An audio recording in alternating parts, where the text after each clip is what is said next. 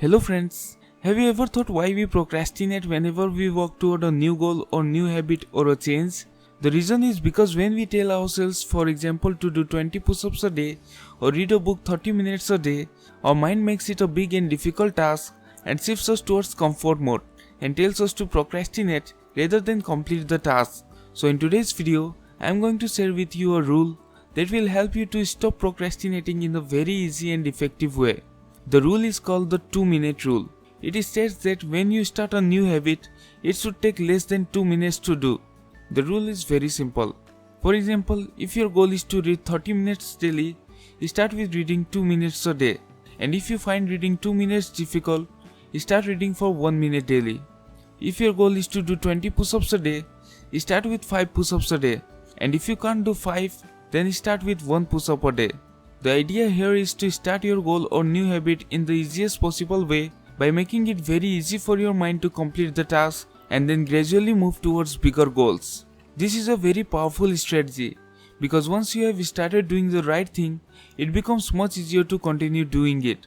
A new habit should not feel like a challenge. The actions that follow can be challenging, but the first 2 minutes should be easy.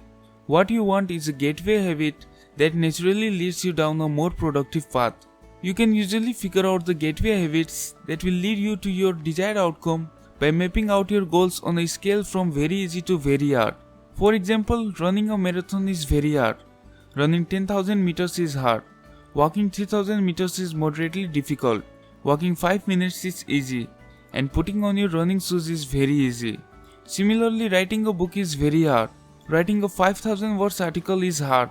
Writing 1,000 words is moderately difficult. Writing one paragraph is easy. Writing one sentence is very easy. Now people often think it's weird to read one page or do one push-up. But the point here is not to read one page or do one push-up. The point here is to master the habit of showing up. The truth is, habit must be established before it can be improved. Instead of trying to engineer a perfect habit from start, do the easy thing on a more consistent basis. As you master the art of showing up, the first 2 minutes become a ritual at the beginning of a larger routine. The more you ritualize the beginning of a process, the more likely it becomes that you can slip into the state of deep focus that is required to do great things. Strategies like this work for another reason too.